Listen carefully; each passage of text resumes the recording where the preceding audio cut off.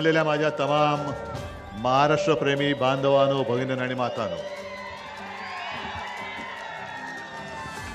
मला हे पक्का आठवतंय मैदान. गेल्या वेळेला ओमदादासाठी आलो होतो, तुडुंब भरलेलं होतं आणि तेव्हा तुम्ही मला वचन दिलं होतं की ओमदादाला विजयी करणार. खरं म्हणजे मला पण आता जरा थोडीशी ऑपरेशन नंतर अडचण होते, नाहीतर धाराशिवकरांना मला साष्टांग दंडवतच घालायचंय. कारण तुम्ही तुमची निष्ठा ढळू दिली नाही. बाकी इकडे तिकडे गद्दारी झाली, अगदी परांड्यामध्ये सुद्धा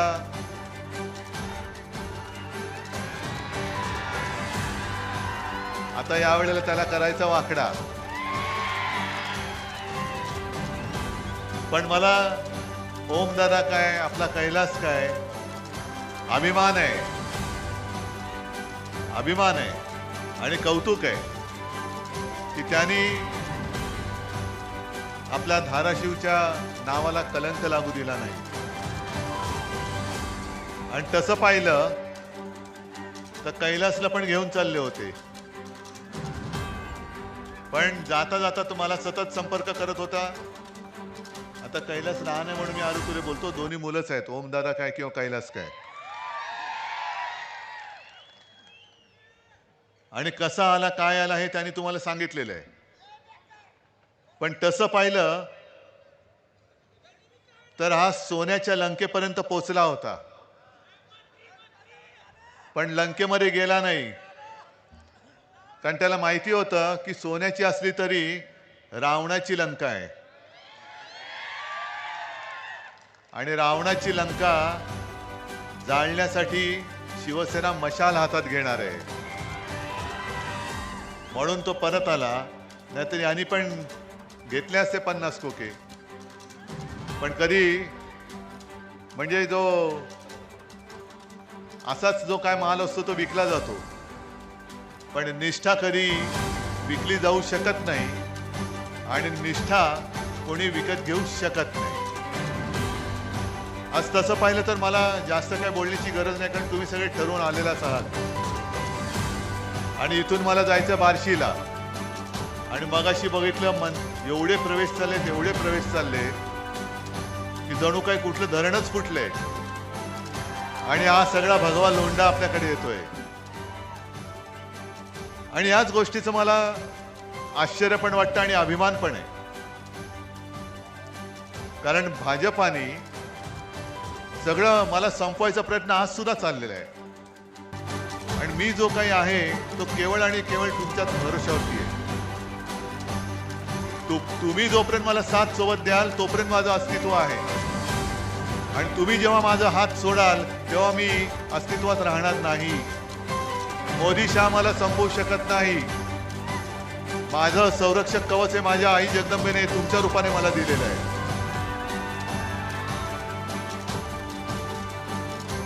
आता निवडणुका जवळ आल्यानंतर यांचे दौरे वाढतायत, एक थापा सुरू झालेले आहे. आपण आपलं वचननामा दिलेला आहे. महाविकास आघाडीचा सुद्धा जाहीरनामा प्रसिद्ध झालेला आहे आणि महायुतीचा जुमलानामा प्रसिद्ध झालेला आहे. हा थापानामा आहे, जुमलानामा आहे. म्हणजे महिलांना 1500 रुपये देत आहेत, शेतकऱ्यांना कर्जमुक्त करणार असं म्हणतायत. पण हे कधी म्हणाले? निवडणुकीमध्ये तुम्ही पेकाटात लाथ घातल्यानंतर यांना कळलं. आधी का नाही केलं? महिलांना 1500 रुपये हे जेव्हा तुम्ही गद्दारी करून माझं आपलं हक्काचं सरकार पाडलं, त्याच वेळेला का नाही केलं की पहिल्याच फटक्यामध्ये जसं मी केलं होतं. नागपूरचं मुख्यमंत्री म्हणून माझं एकच अधिवेशन झालं आणि मंत्रिमंडळामध्ये सगळं मंत्रिमंडळ नव्हतंच. आम्ही जेमतेम 7 मंत्री होतो. अजित पवार पण मंत्री झालेलेच नव्हते तेव्हा, आणि 7 जणांचं मंत्रिमंडळ असताना देखील कोणी न मागता मी माझ्या शेतकऱ्याला 2 लाखापर्यंत पीक कर्ज मुक्त करून दाखवलं होतं. 10 रुपयामध्ये शिवभोजन दिलं. मग मी पण जर का राजकारणी असतो तर मी सुद्धा केलं असतं ना, की बघू ना निवडणूक आल्यानंतर थापा मारायला काय जाते. पण थापा मारणं माझ्या रक्तामध्ये नाहीये. जे बोलेन ते करेन आणि जे करणार असेल तेच बोलेन नक्कीच. आता आहे ना 1500 रुपये त्यांना महिलांची आठवण आली. 3 लाख रुपयापर्यंत कर्ज. अरे तुम्ही काय करताय? मोदी म्हणाले होते शेतकऱ्याचं उत्पन्न दुप्पट होईल. किती शेतकऱ्यांचं उत्पन्न दुप्पट झाले? 15 लाख रुपये किती जणांच्या खात्यात आले? अच्छे दिन किसके आए बताओ जरा. बरोबर आहे, अदानीचे अच्छे दिन आलेत, बाकीचं सगळं काळे दिन आहेत. दुर्दैवाने जसं धाराशिवकरांनी एक धाडस दाखवलं तसं आणखीन थोडं महाराष्ट्राने नक्कीच धाडस दाखवलंच. पण मला स्वतःला शिवसेना म्हणून एक 5-7 जागा कमी पडल्या आणि इतरत्र सुद्धा देशाने आणखीन त्यांच्या 25-30 जागा खाली केल्या असत्या ना, तर मोदी बुवा आज हिमालयात दिसले असते. दुर्दैवाने पुन्हा पंतप्रधान झाले. म्हणजे जे आपण आपल्या पहिल्या वर्षी करून दाखवलं होतं, अरे द्यायचंय तर दिलखुलासपणाने द्या, चोरीमारी कशाला करताय? आज सुद्धा मी सगळ्यांना विचारतो, सोयाबीनचे शेतकरी किती आलेत? सोयाबीन पिकवणारे आलेत ना? मग आता तुम्हाला भाव जास्त मिळतोय का आपल्या काळामध्ये जास्त मिळत होता? मिळत होता ना. हमी भाव, हमी भाव, हमी भाव. अरे गद्दारांना 50 खोके देताना लाज नाही वाटत? आणि माझा शेतकरी जो मरमर मरतो, कष्ट करतो, राब राब राबतो, सोनं पिकवतो, आणि त्या सोन्याची किंमत तुम्ही मातीमोल करता? मी 2-3 दिवसापूर्वी विदर्भात होतो आणि तिथले उमेदवार राहुल बोंद्रे त्यांनी तर एक विचित्र गोष्ट सांगितली. त्यांनी सांगितले की तिथल्या पालिकेने कचरा उचलायचं टेंडर काढलेलं आहे. आणि टेंडर कसं काढले? कचरा उचलायचं, 1 किलो कचरा उचलला तर 35 रुपये. मग 1 किलो सोयाबीनला किती रुपये? किती? 25. मग कचऱ्याला भाव जास्त आहे का सोयाबीनला?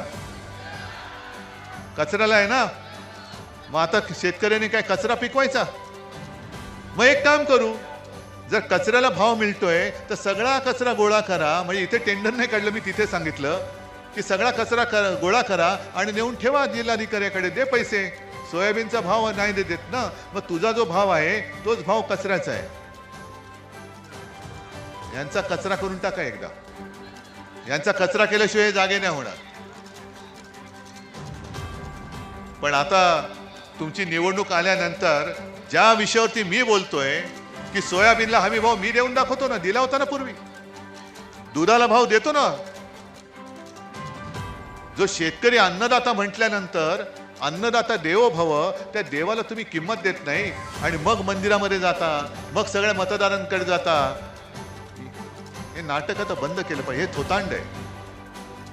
आपण जे काही ठरवलेलं आहे की आपलं सरकार आल्यानंतर आपण परत एकदा शेतकऱ्यांना कर्जमुक्त करणार आहोत. शेतकऱ्याला हमी भाव तर देणारच आहोत. शेतकऱ्यांना हमी भाव तर देणारच आहोत. पण त्याच बरोबरीने शेतकऱ्याचं एकही रुपया नुकसान होऊ न देता आपण जीवनावश्यक 5 वस्तूंचे भाव हे स्थिर ठेवून दाखवणार म्हणजे दाखवणारच. कारण आता हे जे दाढीवाले फिरतात मिंदे, गद्दार, अरे त्यांच्याकडे उमेदवार पण नाहीत. उमेदवार देवेंद्र फडणवीसचा घेऊन आपल्या समोर उभा केलेला आहे. का? तर तुमच्या मनामध्ये संभ्रम निर्माण झाला पाहिजे. पण एकदा तुम्ही मशाल जिंकून दाखवलेली आहे. मशाल अजून सुद्धा धगधगती आहे. हे बोगस जे आलेले आहे तो ते भ्रष्ट कारभार जाळून टाकणारी शिवसेनेची मशाल आहे. मगाशी कैलास दादा जो सांगत होता, अमित शहानी जाहीरच केलेलं आहे की या वेळेला देवेंद्र फडणवीस मुख्यमंत्री होणार. तुम्हाला देवेंद्र फडणवीस मुख्यमंत्री पाहिजे तर जरूर द्या. देवेंद्र फडणवीसला मुख्यमंत्री करा आणि महाराष्ट्र गुजरातच्या पायी वाहून टाका. काय महाराष्ट्र म्हणून काय अभिमान, स्वाभिमान, अस्मिता काय आहे की नाही आम्हाला? आम्ही 5 जीवनावश्यक वस्तूंचे भाव स्थिर तर ठेवणारच आहोत. सरकारी कर्मचाऱ्यांना सुद्धा जुनी पेन्शन योजना लागू करणार आहोत. माझ्या आशा आणि अंगणवाडी सेविकांना सुद्धा, महिलांना सुद्धा वाढीव मानधन देणार आहोत. मान तर देणार, पण मानधन पण देणार. अनेक गोष्टी आपण करणार आहोत. पण यांच्याकडे बोलण्यासारखे मुद्दे नाहीयेत. आज मी बघत होतो, मला तिकडनं म्हणजे मी औस्यावरनं उमरग्याला यायला निघालो, हेलिकॉप्टरला उडायला परवानगी नाही. का नाही? मोदीजी लँड होत आहेत म्हटलं, त्यांना जमिनीवरती आणायचंच आहे. खूप उंच उडत आहेत, खूप उंच उडत आहेत. त्यांना त्यांचं लँडिंग करावंच लागेल. पण ही जी काय मस्ती आहे की फक्त तुम्ही प्रचाराला येताना तुमच्यासाठी सगळ्या सुविधा आहेत. एअरपोर्ट, माझा संबंध पण नाही सोलापूर एअरपोर्टशी. मी कुठून येत होतो? गावात, औस्यातनं उमरग्यात येत होतो. पण संपूर्ण आसमंत ही जशी नाकाबंदी लागते तसं उड्डाण बंदी. मग माझ्या बॅगा काय तपासतायत? हेलिकॉप्टर उडायला परवानगी विलंब काय करतायत? म्हणजे विलंब एवढ्यासाठी की तुम्ही सगळी माणसं जमलात ना, तुम्ही कंटाळून निघून जावं.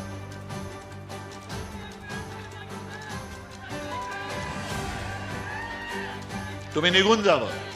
पण मोदीजींचं आजचं भाषण कोणी दाखवलंच नाही असं म्हणतात. कोणीच दाखवलं नाही.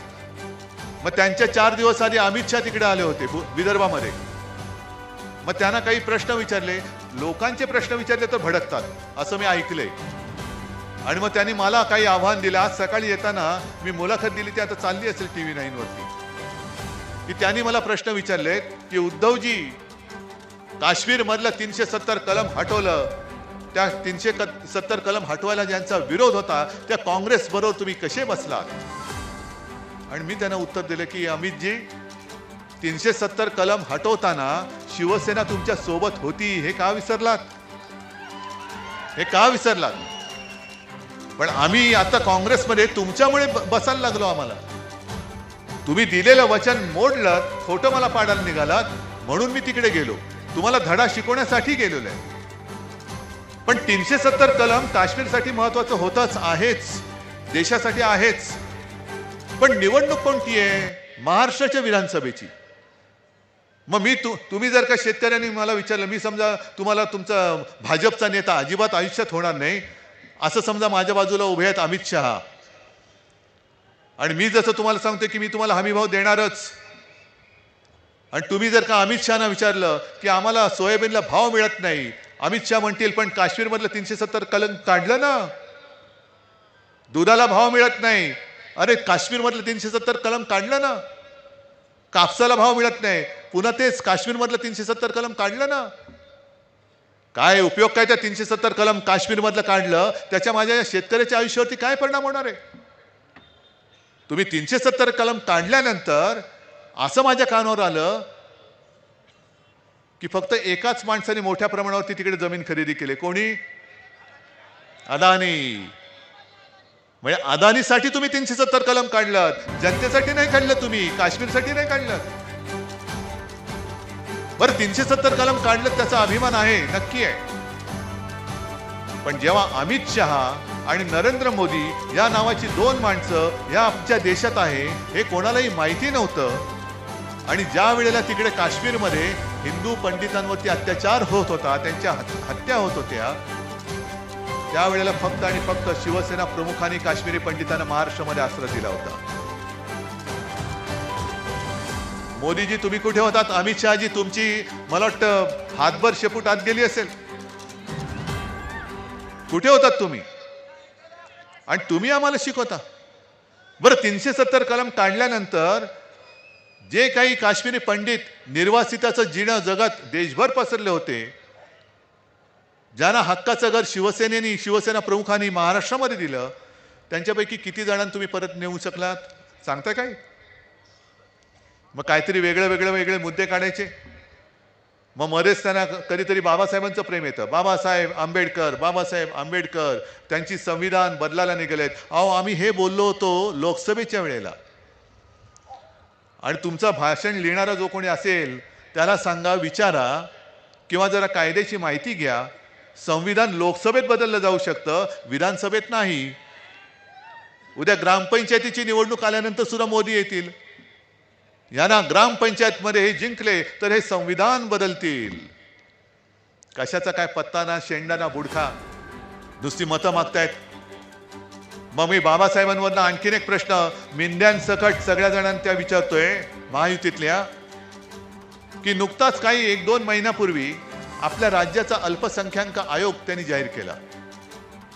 चांगली गोष्ट आहे, करायलाच पाहिजे होता. आणि अल्पसंख्याक आयोग मध्ये साधारणतः जे सगळे अल्पसंख्याक आहेत, साहजिकच आहेत, मुसलमान आहेत, जैन आहेत, पारशी आहेत, बौद्ध सुद्धा आहेत, ख्रिश्चन्स पण आहेत, जे जे असतील मला पूर्ण माहिती नाहीये, त्यांचे कोणी ना कोणीतरी प्रतिनिधी त्या आयोगामध्ये घेणं हे क्रमप्राप्त असतं. मग मी सहज काल माहिती घेतली की किती याच्यामध्ये कोण कोण आहेत. त्याच्यामध्ये एक सुद्धा बौद्ध समाजाचा, आंबेडकरी विचाराचा एक सुद्धा माणूस का घेतला नाही, तिकडे एक सुद्धा नाव का नाही, हे पहिले सांगा आणि मग बाबासाहेबांचं महत्व तुम्ही आम्हाला सांगा. या सगळ्या खोट्या गोष्टी करायच्या, म्हणजे स्वतःचं ठेवायचं झाकून आणि आमचं पाहायचं वाकून. देवेंद्र फडणवीस काय म्हणाले आम्हाला, म्हणजे काल त्यांनी मुंबईमध्ये एक सभा घेतली. कुठे घेतली सभा? तिकडे वर्सोवा आणि अंधेरी. आणि काय म्हणाले, औरंग्याच्या कबरीवरती फुलं वाहणाऱ्यांनी कोणी वाहिली फुलं.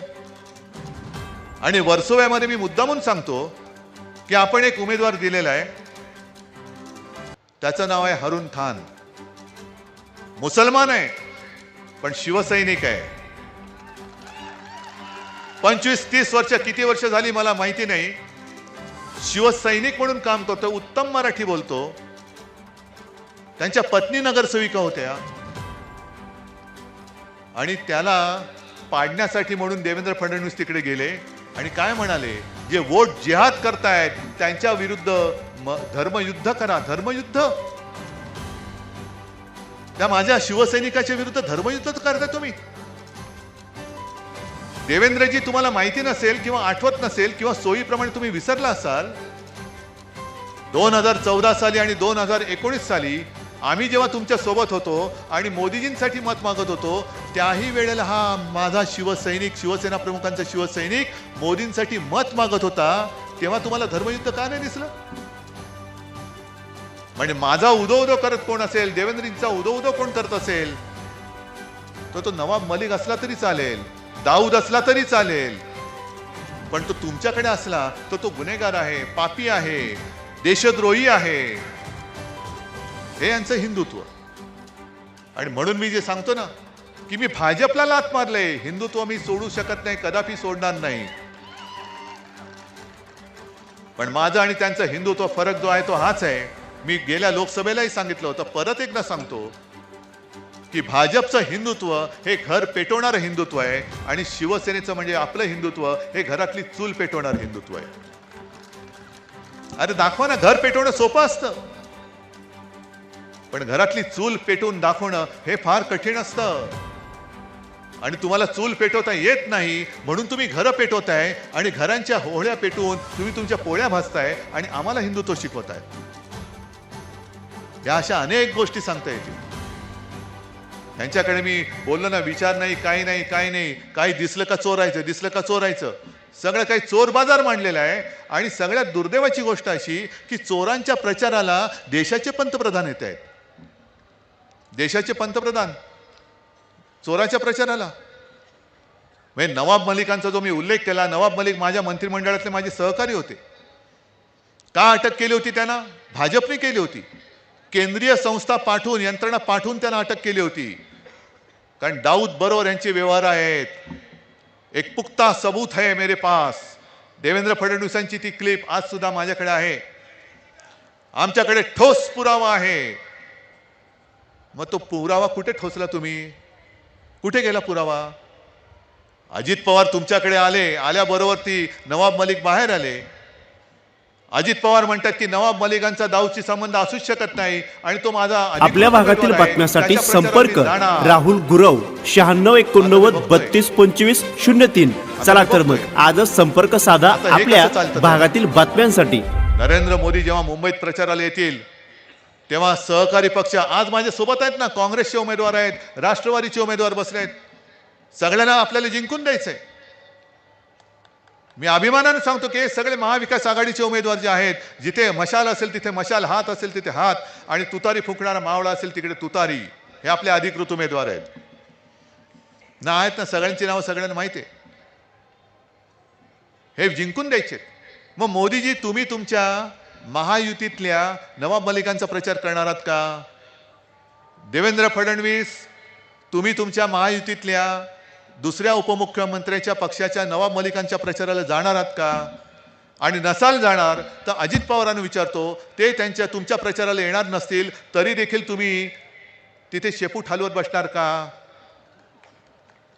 हा जो काही सगळा वैचारिक गुंता करून ठेवलेला आहे,